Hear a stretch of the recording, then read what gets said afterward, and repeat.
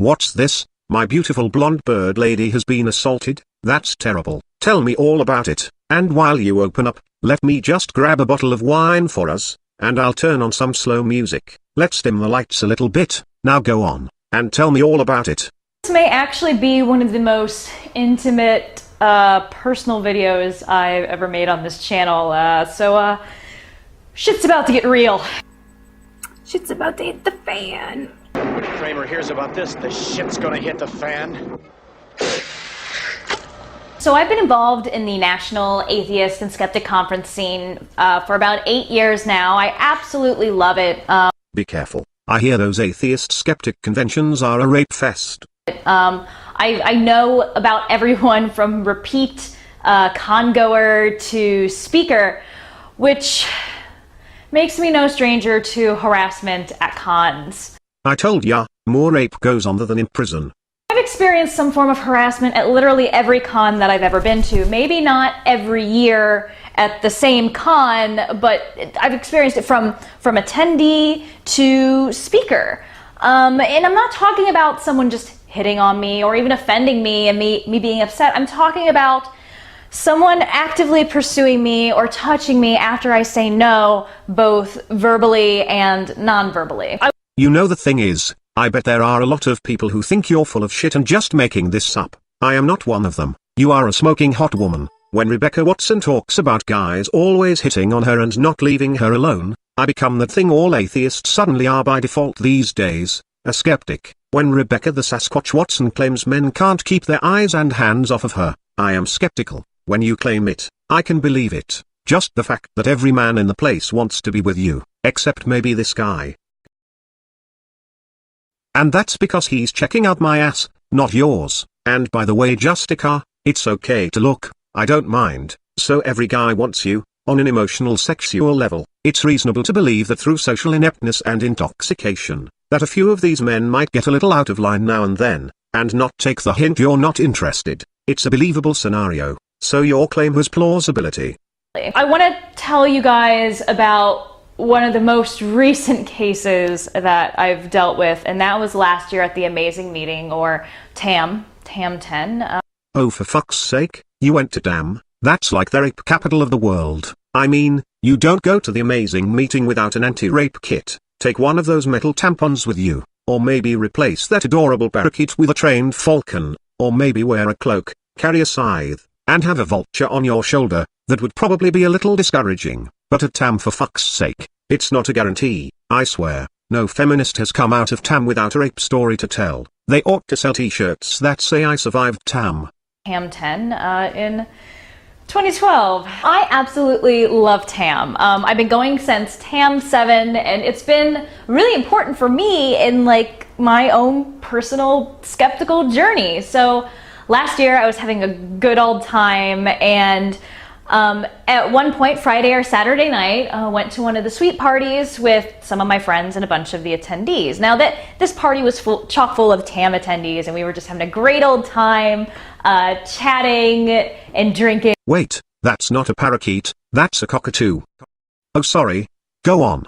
Went to one of the suite parties with some of my friends and a bunch of the attendees. Now, this party was chock full of TAM attendees, and we were just having a great old time, chatting and drinking skeptically. What? How the fuck does one drink skeptically? I envision a table full of paranoids looking at their beer and being really skeptical that this is safe, or that it's really beer.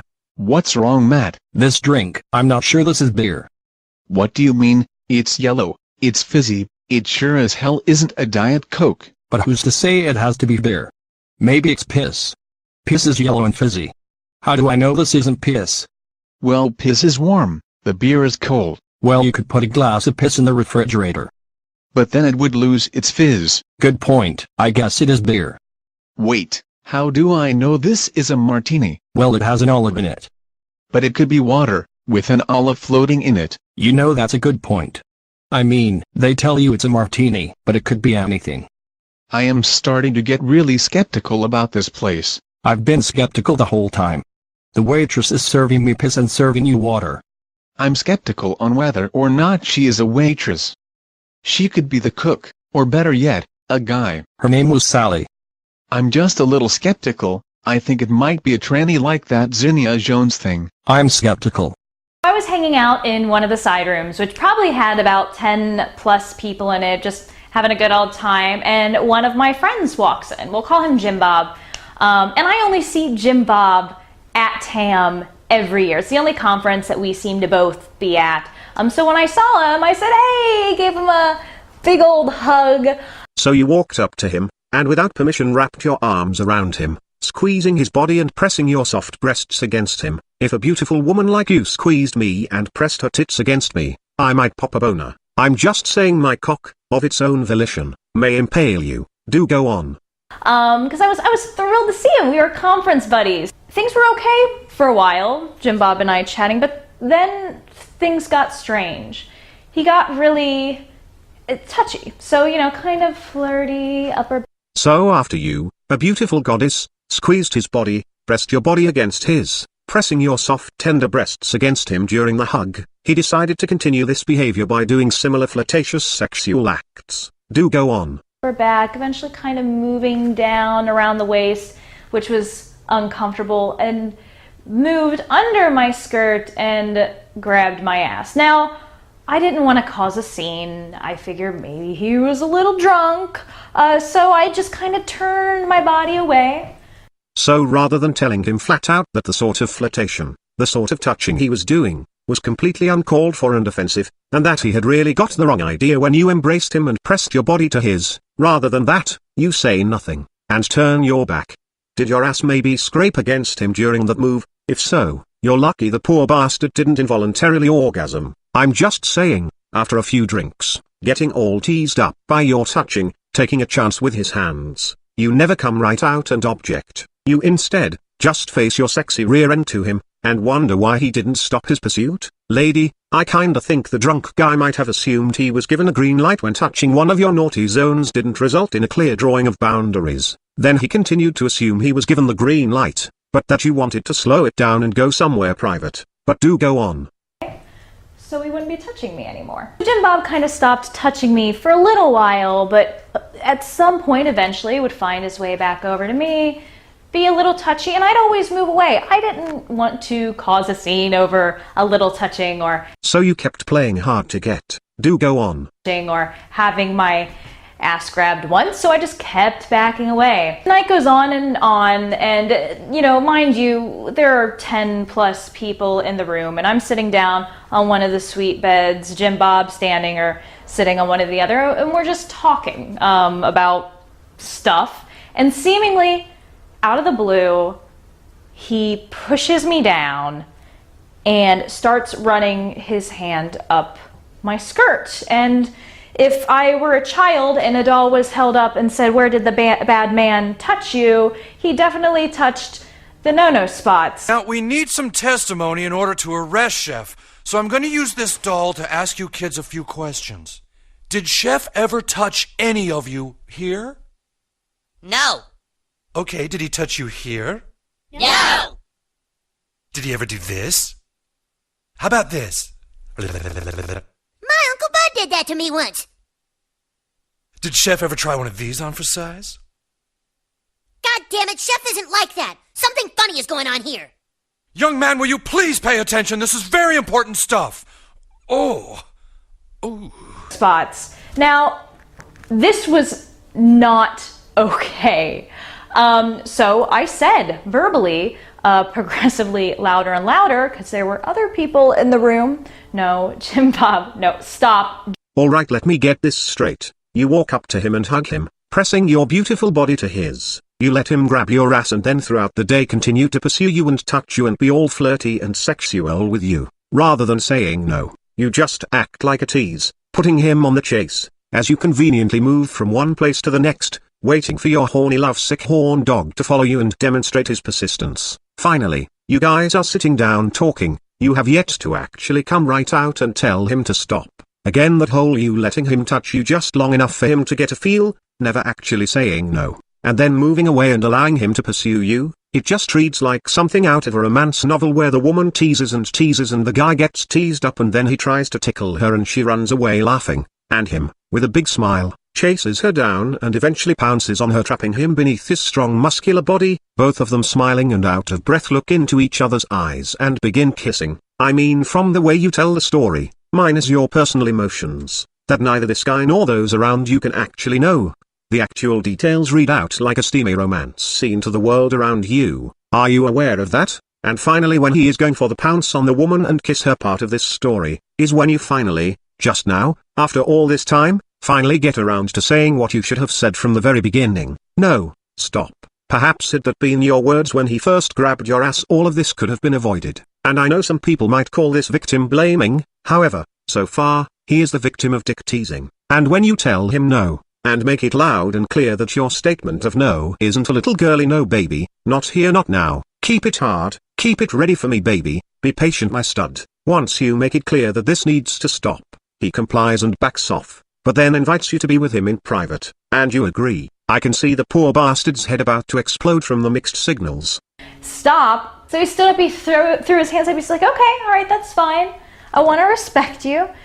And I said, thanks, though a bit shaken up. He's like, but if you want to meet me in room 18, blah, blah, blah, I'll be there waiting. And I said, no, quite sternly. And then he turned around and said, well, at least let me be a gentleman and walk you back to your room. Fine, I said. Now let me stop here for a moment. I know and knew immediately after I said fine that that was the wrong answer. But to give you a little bit of personal background, this isn't the first time I've experienced some type of assault, and in fact, I have experienced far worse. Maybe I'll talk about it in a video today. This is not that video. But in that moment... Well, so far you haven't actually been sexually assaulted. I mean, you could say it's when he grabbed your ass. But by that logic, you sexually assaulted him when you hugged him. You can say it's when he pounced on you, but you've spent the entire day teasing his cock, and up until that point, never actually told him this flirtatious touching thing is inappropriate. So far, besides your hugging on him, no sexual assault has actually taken place. The way all of this feels to you emotionally is actually irrelevant, since only you can know your feelings. If you set up a business deal and you have a change of heart emotionally, but at no point in time do you stop signing the contract, signing over the right of your property, your emotions do not invalidate the contract, making the other party guilty of theft because of how this deal was making you feel. I know that might be difficult for some of the female viewers, because many women, for whatever reason, assume more so than not, that their personal and private emotions are universal reality. It's the cause of every husband at some point in time yelling, honey, I'm not a mind reader. If you didn't want it, you should have said something. Moment, I locked up.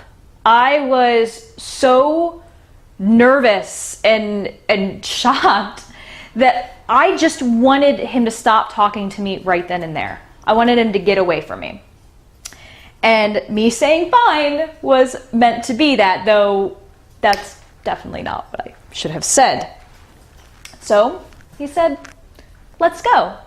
And I said, well, you know, I need to say bye to my friends first. He said, okay.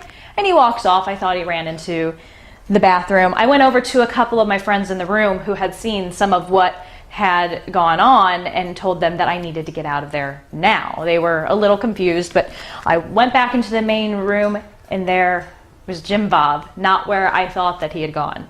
And he said, are you ready to go? I'm like, no, I still have to say bye to a couple other people. So I went up to the person whose room it was, gave him a hug, and said, I need to get away from Jim Bob now.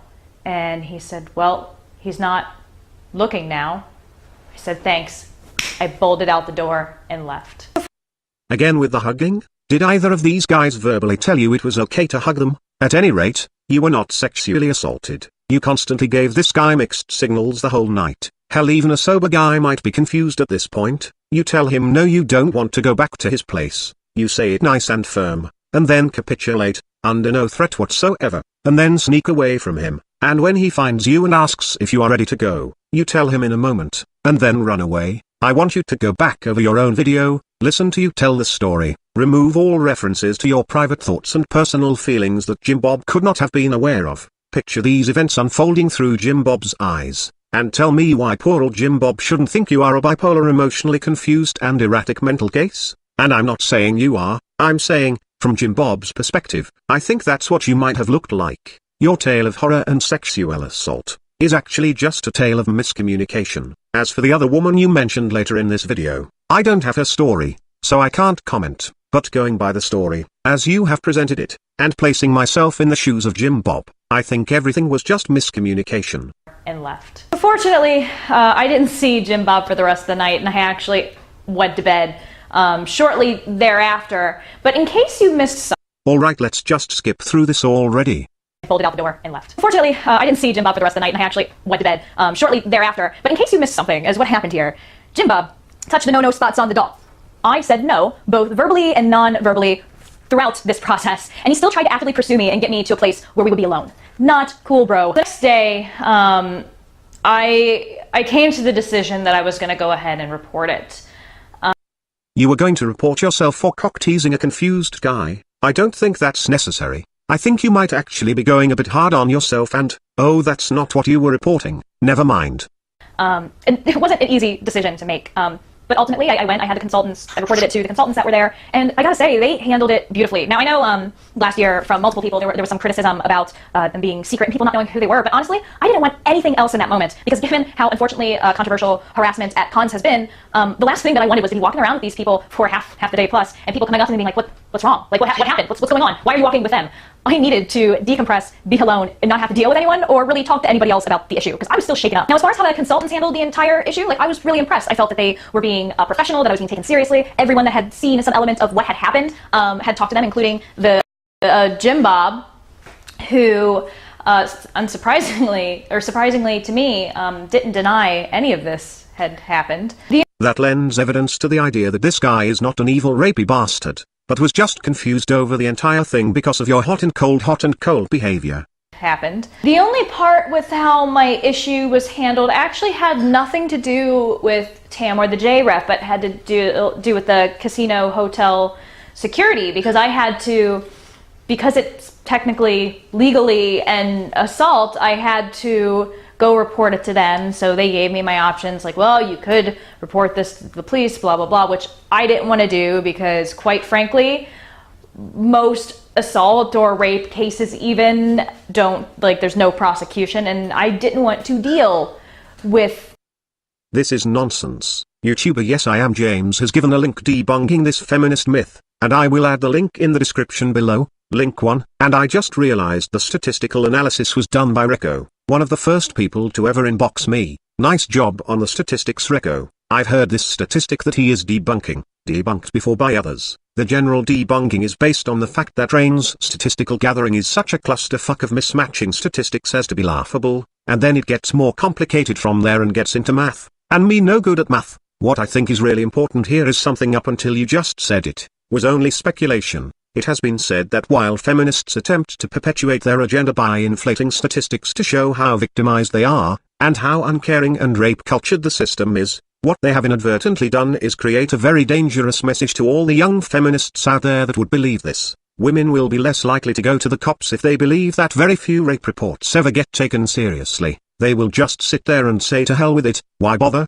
The system will just let him off the hook anyway, and refuse to press charges. The reality is rape ends up with more convictions per charge than any other crime. Perhaps if women knew that, more rape victims would come forward, but feminists have accidentally convinced them that the cops don't take rape seriously, so why bother? This was speculation, but then you just said it. You didn't press charges for sexual assault because it seldom ever goes to trial. Thank you for confirming a long-held suspicion for us. Speaking of that, there is something very similar. The Don't Be That Guy posters. Girl Writes What did a video about this explaining how men who commit rape tend to be rare, tend to be multiple offenders, and tend to often have certain pathological personality traits.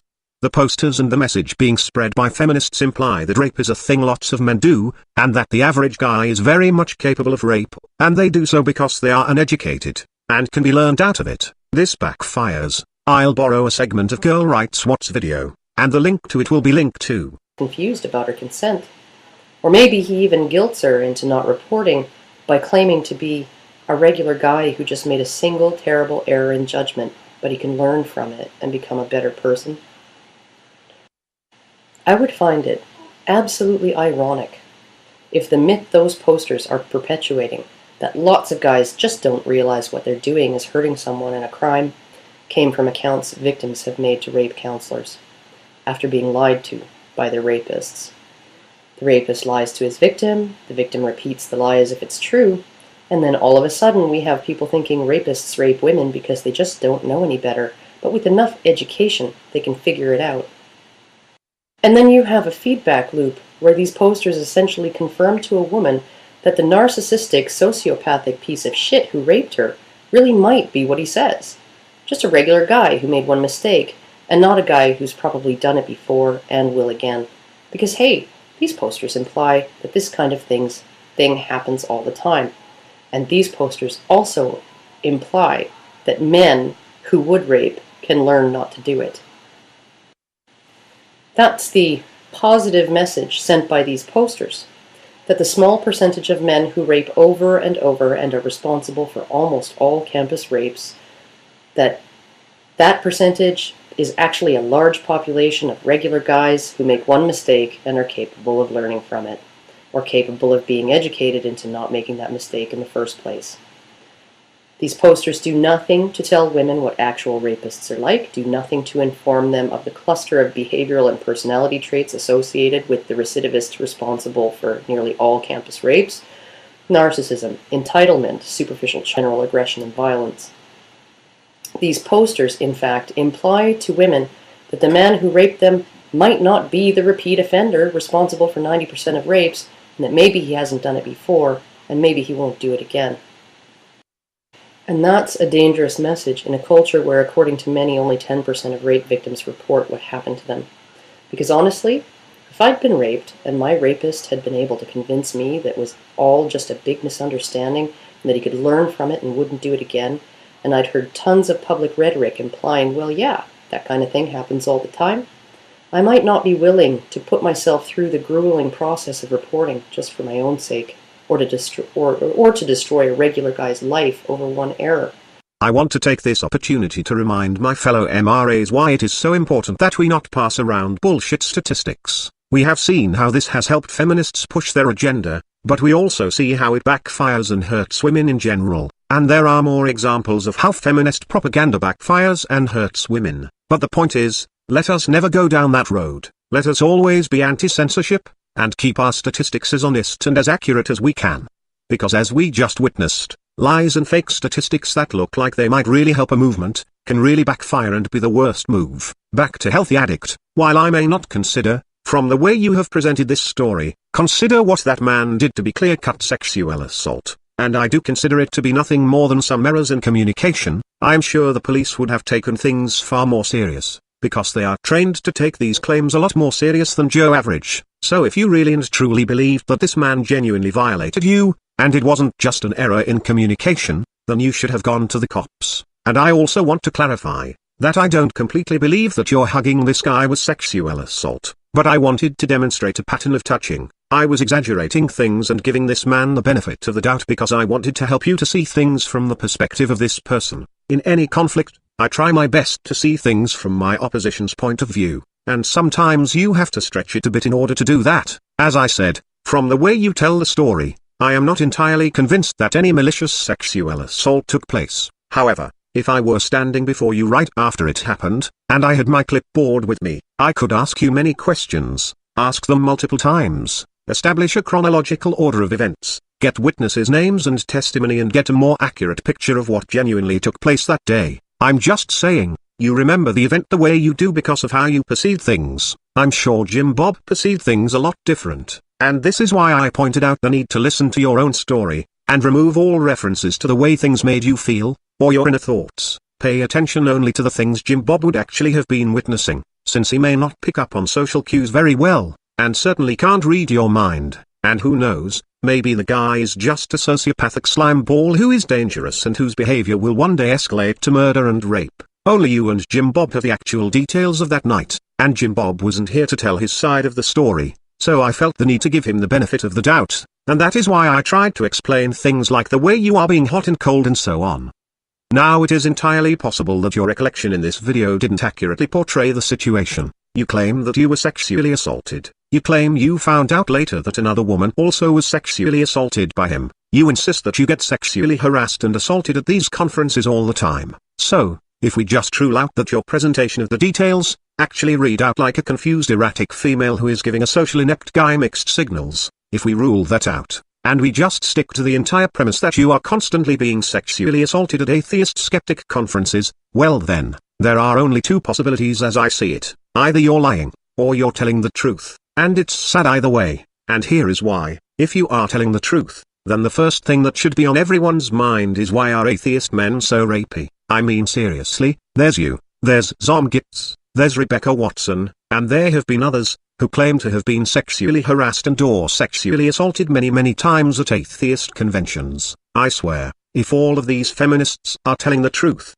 I think there is more inappropriate sexual conduct from the men at an atheist convention than there is at some ecstasy-fueled rave party. What is it about atheist males that make them such out-of-control raging hormonal beasts? Talk about the best argument the religious fundamentalists have against atheism. They've said before, where do you atheists get your morals if not from God? Well, apparently, the fact that few atheist men can keep their hands off of unwilling women is evidence that there isn't a whole lot of morals going on in the atheist community. Seriously, if all these feminists who complain about the sexual assault at atheist conventions are telling the truth, I would advise women to stay away from these conventions. They sound like dirty sinful rape fests. I wouldn't want my lady friends or relatives going, and I'd be a little worried about them. I'd be giving advice to them like don't let any guy get you alone. Stay with a friend, stay away from drugs and alcohol, don't turn your back on your drink or one of these guys might slip a roofie in your drink. I'd be as worried as if they said they are going to a rave and getting wasted on drugs. I'd be worried,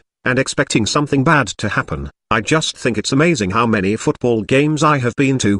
The audience being, I'd say 2/3 male, all that booze and testosterone, and that many thousands of people all packed together, and I never once heard of any woman getting sexually assaulted there, but you let them go to a small atheist convention and they all got horror stories to tell. Again, maybe all of these feminists are telling the truth, maybe they're all lying, maybe some of them are telling the truth and others are lying and that's exaggerating the statistics. It also seems strange to me that the women who are always coming forth with these tales of sexual harassment at conventions seem to be the feminists in the atheist circles. You can get 100 women together with some men, and not even one woman complain about sexual misconduct. You get 100 feminists together with some men, and over half the damn feminists come away from it with a sexual harassment story. So I think there is a pretty high chance that the sexual harassment tales we are hearing from the atheist community are fabricated or mostly fabricated. And Healthy Addict, I am going to assume you are one of the good ones. And I think it's a shame that so many feminists seem to make up and exaggerate claims of sexual misconduct,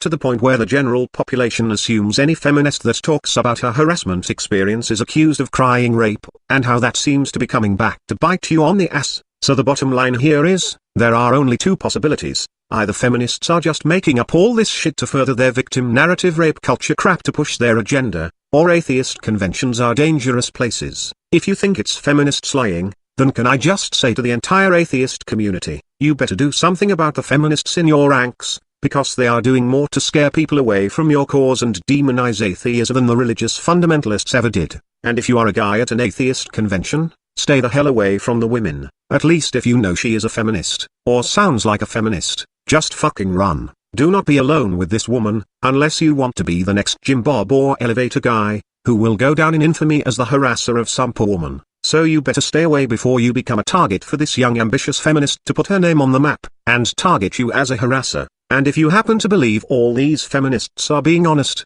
then for crying out loud, get the fuck out of the atheist community immediately. Ladies, if you seriously believe these feminists, and who knows maybe they are telling the truth, I'd seriously advise you to stay away from these conventions. The guys there are socially retarded and can't control their hormones. They apparently are like a bunch of animals in heat. They can't take no for an answer. And eventually, this sexual harassment and sexual assault shit, which is an everyday occurrence in the atheist community apparently, are eventually going to escalate to brutal rape becoming commonplace. Because the more the feminists speak out, scream, whine, and demand more security and more protection, the worse the shit seems to get for the women, as the sexual harassment claims seem to be growing every year. And if you are an atheist woman, and you're undecided as to whether or not you believe any given person's tale of anything involving all the sexual harassment, My advice to you is this: stay with a friend, so that you have someone to watch your back, and keep you safe, but at the same time, make it crystal clear that you are not a feminist, because if the feminists are lying, then I think a lot of guys at these conventions are going to be avoiding the feminists like the plague, and rightfully so. So make it crystal clear you ain't one of these feminists looking for an excuse to get on YouTube and tell a good sexual harassment story. It's such an ugly problem. If you're a guy at the convention, avoid the women, to be on the safe side. If you are a woman at the convention, distinguish yourself from the feminists because the guys have every right to be paranoid. If you are a feminist, avoid the conventions because you've heard the horror stories and certainly you believe them. It's just bad, bad, bad. And healthy addict, don't be hurt by the fact that a lot of people are doubting your story. You see, it's just the reputation feminists have. You see, if I were a feminist, what I would do is get on camera and make up a story about how I was sexually assaulted, and then I would wait for the 3 types of responses that I am guaranteed to get. 1. I would have run-of-the-mill trolls saying highly inflammatory, disrespectful things to get reaction out of me and the viewers. You know, things like "I bet you were asking for it" and "I bet you later sucked his dick," or "we all know you wanted to get raped," or "sounds like this bitch needs to get gang raped," and just all the other typical internet troll comments. I could then make a follow-up video displaying the most outlandish troll comments and say, "See, this is rape culture, this is patriarchy, this is why we need feminism." 2. I would get MRAs, who can't resist taking the bait, make video responses where they dissected my hokey sounding, though plausible story, and picked at my decisions and methods of dealing with it. These MRAs would practically suggest I was leading the guy on, because I would make sure to tell my story in a way where I kinda sorta give a drunk and socially clueless, borderline autistic person, mixed signals. That way when the MRAs take the bait and mention it, I could retaliate by saying, "Look everyone, just as we feminists have been saying, victim blaming. Apparently it's my own fault this guy sexually assaulted me, because I, the victim, nervous and not thinking straight, didn't handle this pervert's inappropriate behavior with just the right amount of social finesse. So it's all my fault." See, rape culture, victim blaming. This is why I need feminism. 3. The other tactic these MRAs would use in their videos and blogs, is to take my somewhat hokey story, and pick out some strange out-of-place details, to imply that I am making the entire thing up for the attention and to push my agenda with female victim narrative. I would then respond by saying a woman reports that she has been sexually assaulted and people who weren't even there, start swearing it never happened. This is how the patriarchy is. This is rape culture. Women are raped. Our patriarchal society doesn't believe them. That's rape culture. That's why we need feminism. So yeah, that's the 3 basic responses I would get if I were a feminist making up sexual assault stories. And obviously I know that rape culture and victim blaming is feminist make-believe, but the reason they're all doubting my story is because I am a politically active feminist, and making up stories about being a victim of sexual misconduct is a personal hobby of all feminists. So obviously the real reason everyone is doubting my story, or doubting that it's the whole truth, is because us feminists cry wolf 10 times a day to push our politics. But the average person may not be fully aware of that,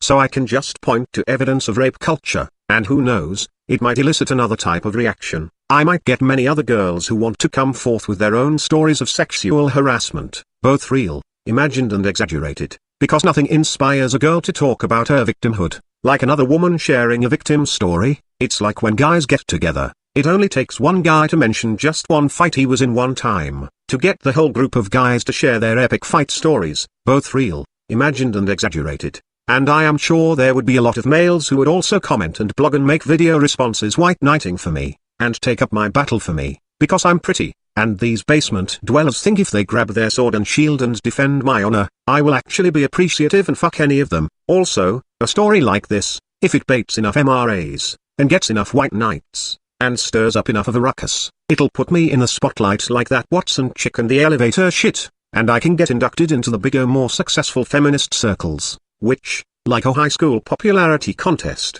is all about buddying up to the most popular girls in the movement. So yeah, if this baits enough MRAs and stirs up enough shit, and inspires enough gullible girls to knee-jerk take my side because us fellow females need to stick together to fight the patriarchy, then I might get put on the feminist map and be in a position to start making good money giving my feminist lectures. I might work my way up to giving big lectures about sexual harassment policies at the Microsoft headquarters and other big businesses. Because feminism is big money. Look at Jessica Valenti or Anita Sarkeesian. Big money in feminism. Yeah, That's what I would do as a feminist. Damn. You know what, folks? I'd make a dangerous and powerful feminist if I had a vagina. At any rate, my dear, my lovely blonde goddess, that is why so many people are doubting you. I wouldn't take it personally. Just understand that feminists have a reputation, and with you being a feminist, you're going to have to bear the stigmas that your fellow feminists have created.